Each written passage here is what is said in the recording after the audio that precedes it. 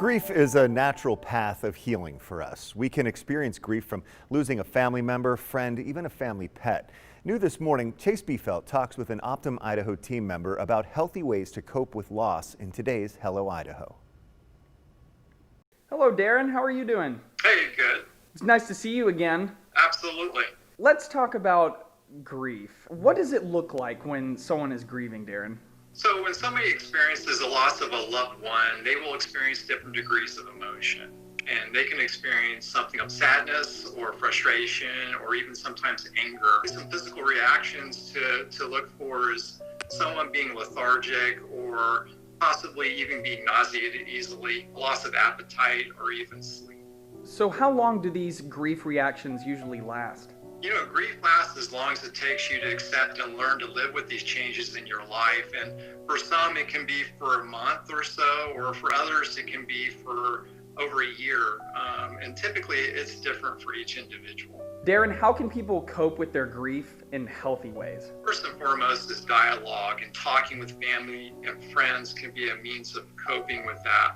Another way is to exercise and to monitor our diet so that we're taking care of our physical being in that regards. And then the other one is what we want to do is we want to get back to a sense of normalcy, and that will come through our routines. So we want to be able to engage in those activities that were a routine for us in the past. And then lastly, we want to be able to experience other realms of emotion as well, like joy. So structure can help. Absolutely. We're creatures of habit. And so we want to default into those habits that we find comfort with. And when we have a disruption like grief occurred, sometimes those get turned on its side and it's hard to acclimate back into a sense of normalcy. Like many of these Hello Idaho topics that were going on, it's very different dealing with children. Their minds are so young. So how can we talk to children specifically about grief and loss? There's things that we can do to help children through this process of grief. And the first one is to help them engage in dialogue and communication about grief and in the expression thereof. They're feeling sadness and whatnot. You know, second to that, what we can do is we can prompt them back into their routines, right? And so we can influence it in that regards. And then what we want to do is we want to encourage play and laughter, those elements that are very intuitive for children.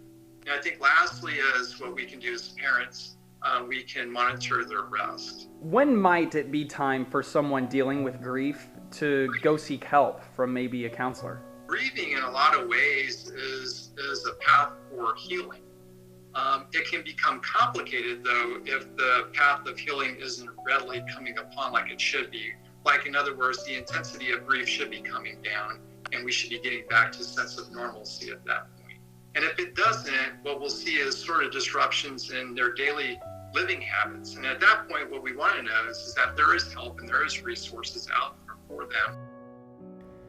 Yeah, speaking of that, if you or someone you know is looking for professional help for a mental health issue, you can call the Optum Member Access and Crisis Line at 855-202-0973. It operates 24 hours a day, 7 days a week. You can also call the Idaho Care Line at 211.